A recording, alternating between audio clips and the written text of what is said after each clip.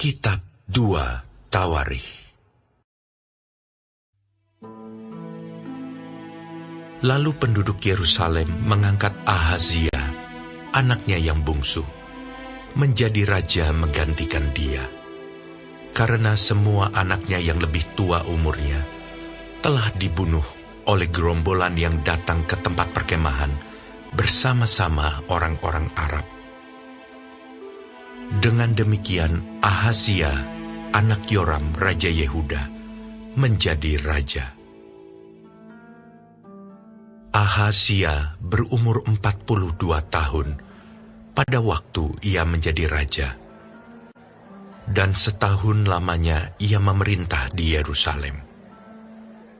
Nama ibunya ialah Atalia, cucu Omri. Ia pun hidup menurut kelakuan keluarga Ahab, karena ibunya menasihatinya untuk melakukan yang jahat. Ia melakukan apa yang jahat di mata Tuhan, sama seperti keluarga Ahab. Sebab sesudah ayahnya mati, mereka menjadi penasihat-penasihatnya yang mencelakakannya. Atas nasihat mereka pula, ia pergi bersama-sama Yoram bin Ahab, Raja Israel, untuk berperang melawan Hazael, Raja Aram, di Ramot Gilead. Tetapi orang-orang Aram melukai Yoram. Kemudian pulanglah ia ke Yizreel untuk diobati oleh karena luka-luka yang didapatnya di Rama pada waktu ia berperang melawan Hazael, Raja Aram. Dan Ahazia, anak Yoram Raja Yehuda, pergi menjenguk Yoram bin Ahab di Yizreel karena dia sakit. Telah ditentukan Allah bahwa Ahazia akan menemui ajalnya pada waktu ia mengunjungi Yoram. Maka ketika Ahazia datang, pergilah ia bersama-sama Yoram mendapatkan Yehu, cucu Nimsi, yang telah diurapi Tuhan, supaya dialah yang melenyapkan keluarga Ahab. Sementara Yehu melakukan penghukuman atas keluarga Ahab, ia menjumpai pembesar-pembesar Yehuda dan anak-anak saudara-saudara Ahazia yang melayani Ahazia. Juga mereka dibunuhnya. Lalu ia mencari Ahazia. Ahazia tertangkap ketika ia bersembunyi di Samaria. Ia dibawa kepada Yehu, lalu dibunuh, tetapi dikuburkan juga. Karena kata orang, "Dia ini cucu Yosafat, yang mencari Tuhan dengan segenap hatinya." Dari keluarga Ahazia, tidak ada lagi yang sanggup memerintah. Ketika Atalia, ibu Ahazia, melihat bahwa anaknya sudah mati, maka bangkitlah ia membinasakan semua keturunan raja dari kaum Yehuda. Tetapi Yosabat, anak perempuan raja, mengambil Yoas bin Ahazia, menculik dia dari tengah-tengah anak-anak raja yang hendak dibunuh itu, memasukkan dia dengan inang penyusunya ke dalam gudang tempat tidur. Demikianlah Yosabat, anak perempuan Raja Yoram, istri Imam Yoyada. Ia adalah saudara perempuan Ahazia, menyembunyikan dia terhadap Atalia, sehingga ia tidak dibunuh Atalia. Maka tinggallah Yoas 6 tahun lamanya bersama-sama mereka dengan bersembunyi di rumah Allah, sementara Atalia memerintah negeri.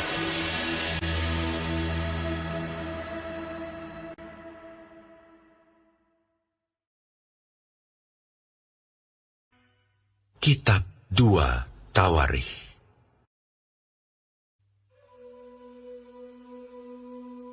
Tetapi dalam tahun ke-7 Yoyada memberanikan diri, dan ia mengadakan persepakatan dengan para kepala pasukan 100, yakni Azaria bin Yeroham, Ismail bin Yohanan, Azaria bin Obed, Maasea bin Adaya, dan Elisafat bin Sikri. Mereka mengelilingi Yehuda dan mengumpulkan orang-orang Lewi dari semua kota di Yehuda, serta kepala-kepala puak orang Israel, dan mereka semua datang ke Yerusalem. Lalu seluruh jemaah itu mengikat perjanjian dengan raja di rumah Allah. Kata Yoyada kepada mereka, "Lihatlah anak raja, biarlah ia memerintah seperti yang telah difirmankan Tuhan tentang anak-anak Daud. Inilah yang harus kamu lakukan. Sepertiga dari kamu, yakni yang selesai bertugas pada hari Sabat, baik imam maupun orang Lewi, haruslah menjadi penunggu pintu. Sepertiga lagi haruslah berada di istana raja, dan sepertiga pula di pintu gerbang dasar. Sedang seluruh rakyat haruslah berada di pelataran rumah Tuhan. Siapapun tidak boleh memasuki rumah Tuhan, selain daripada para imam dan orang-orang Lewi yang bertugas. Mereka boleh masuk karena mereka kudus, tetapi seluruh rakyat haruslah mentaati peraturan Tuhan. Dalam pada itu, orang-orang Lewi haruslah mengelilingi raja dari segala penjuru, masing-masing dengan senjatanya di tangannya. Dan siapa yang memasuki rumah itu haruslah dibunuh. Dan baiklah kamu menyertai raja setiap kali ia keluar atau masuk." Orang-orang Lewi dan seluruh Yehuda melakukan tepat seperti yang diperintahkan Imam Yoyada. Masing-masing mengambil orang-orangnya yang selesai bertugas pada hari Sabat, bersama-sama dengan orang-orang yang masuk bertugas pada hari itu. Karena Imam Yoyada tidak membebaskan rombongan-rombongan itu.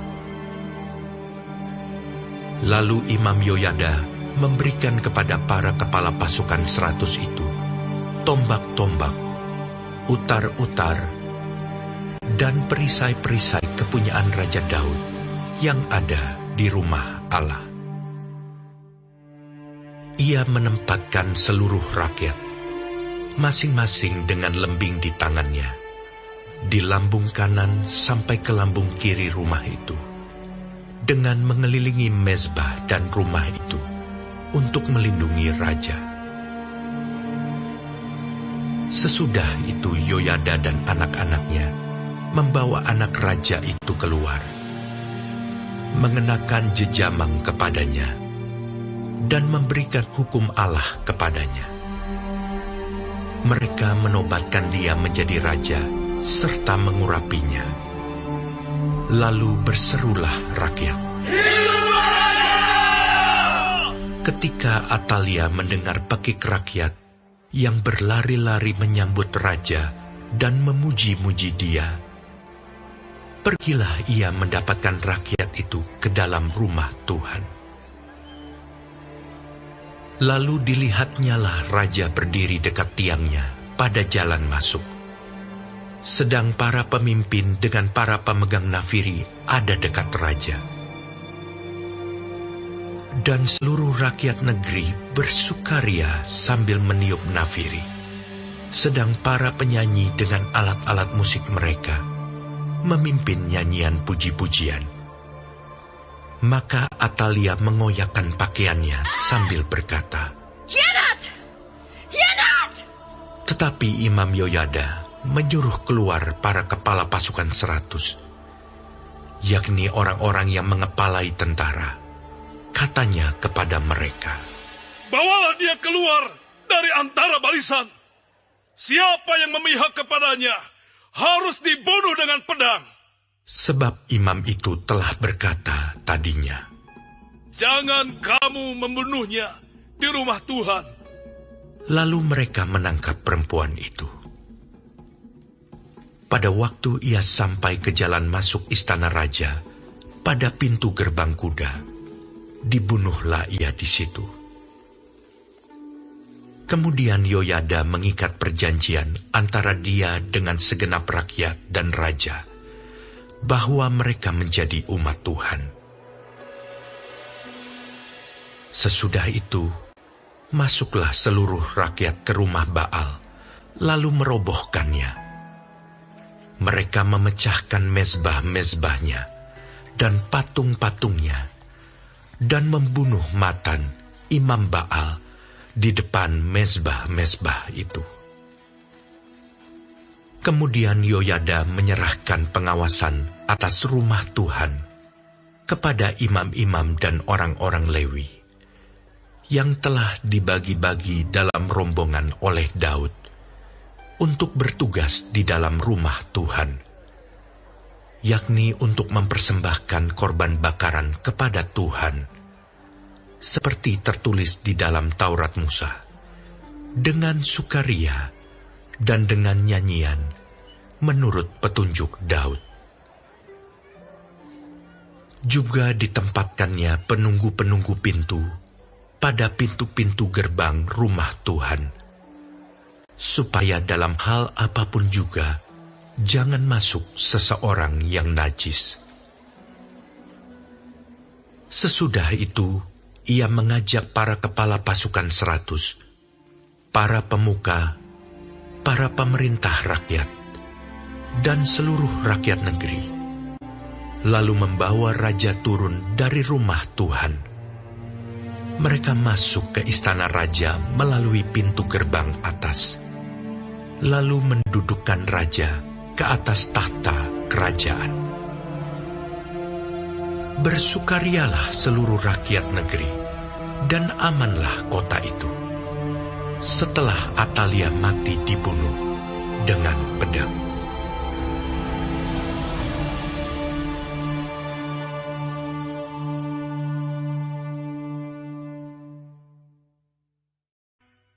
Kitab 2 Tawarikh.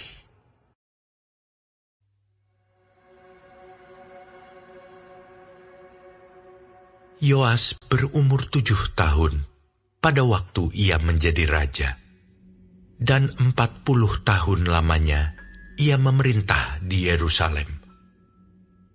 Nama ibunya ialah Zipia dari Bersyeba. Yoas melakukan apa yang benar di mata Tuhan selama hidup Imam Yoyada. Yoyada mengambil 2 orang istri bagi dia. Dari mereka ia mendapat anak laki-laki dan anak perempuan. Kemudian Yoas bermaksud untuk membaharui rumah Tuhan.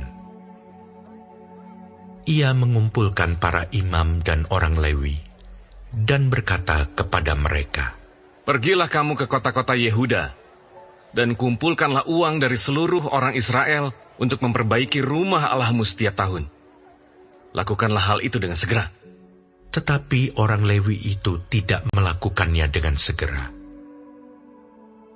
Lalu raja memanggil imam kepala Yoyada dan bertanya kepadanya, "Mengapa engkau tidak menuntut kepada orang-orang Lewi untuk membawa dari Yehuda dan dari Yerusalem pajak yang dikenakan Musa, hamba Allah itu, kepada jemaah Israel untuk kemah tempat hukum Allah? Sebab anak-anak Atalia, perempuan fasik itu, telah membongkar rumah Allah, bahkan memakai barang-barang kudus rumah Tuhan untuk para Baal." Sesudah itu, raja memerintahkan supaya dibuat sebuah peti dan ditempatkan di depan pintu gerbang rumah Tuhan. Lalu menyuruh mengumumkan di Yehuda dan di Yerusalem bahwa orang harus membawa bagi Tuhan pajak yang dikenakan Musa, hamba Allah itu, kepada orang Israel di padang gurun. Maka bersukacitalah semua pemimpin dan seluruh rakyat. Mereka datang membawa pajaknya dan memasukkannya ke dalam peti itu sampai penuh. Setiap kali peti itu dibawa masuk untuk diperiksa oleh orang-orang Lewi atas nama raja, dan apabila mereka melihat bahwa sudah banyak uang di dalamnya, maka datanglah panitera raja dan kuasa usaha imam kepala mengeluarkan isi peti itu. Kemudian mereka mengangkat peti itu, lalu menaruhnya pula di tempatnya. Demikianlah mereka lakukan setiap kali, dan banyaklah uang yang dikumpulkan. Raja dan Yoyada menyerahkan uang itu kepada mereka yang memanduri pekerjaan pada rumah Tuhan. Mereka ini mengupah tukang-tukang pahat dan tukang-tukang kayu untuk membaharui rumah Tuhan. Juga tukang-tukang besi dan tembaga untuk memperbaiki rumah Tuhan.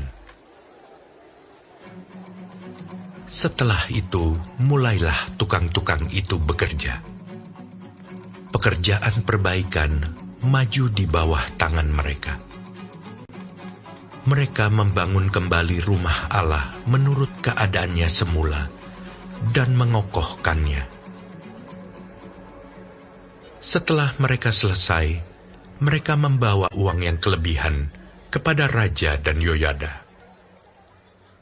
Uang itu dipakai untuk membuat perkakas-perkakas rumah Tuhan, yakni perkakas-perkakas untuk penyelenggaraan kebaktian, perkakas-perkakas untuk korban bakaran, juga cawan-cawan, dan perkakas-perkakas emas dan perak. Sepanjang umur Yoyada, korban bakaran tetap dipersembahkan dalam rumah Tuhan. Yoyada menjadi tua dan lanjut umur, lalu matilah ia.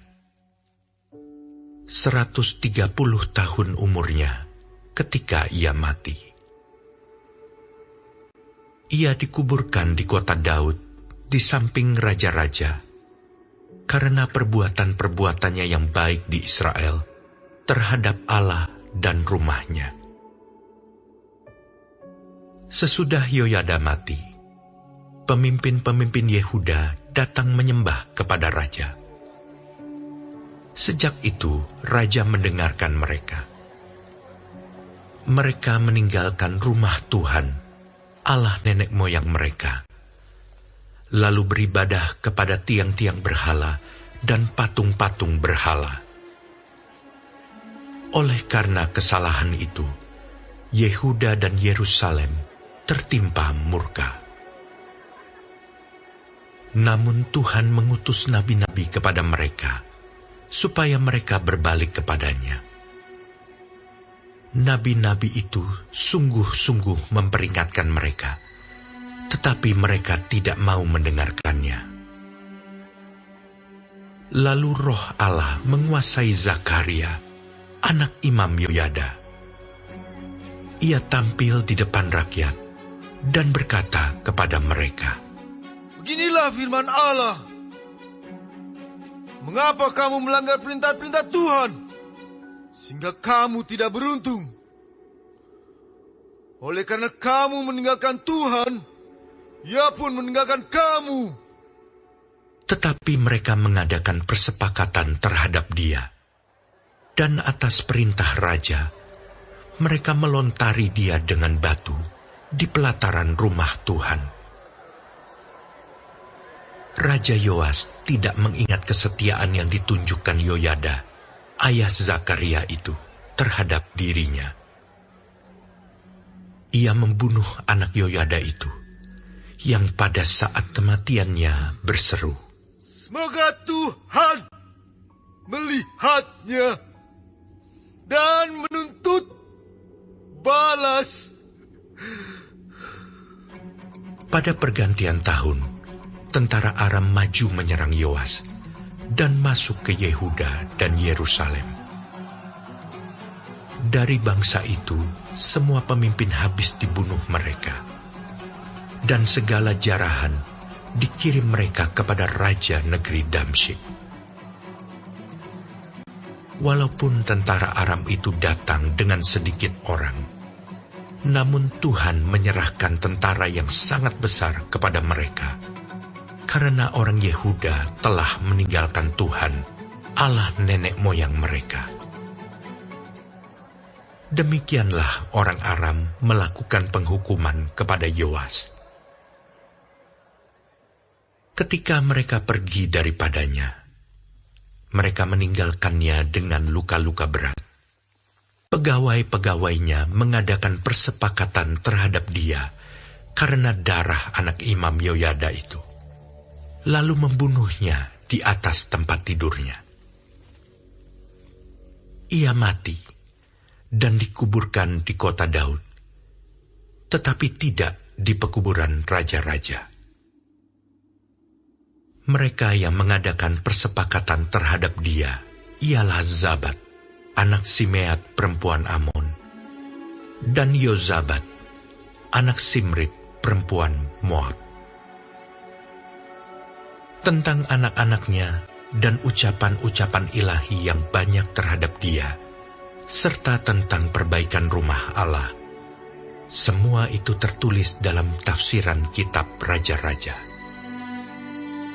Maka Amazia anaknya menjadi raja menggantikan dia.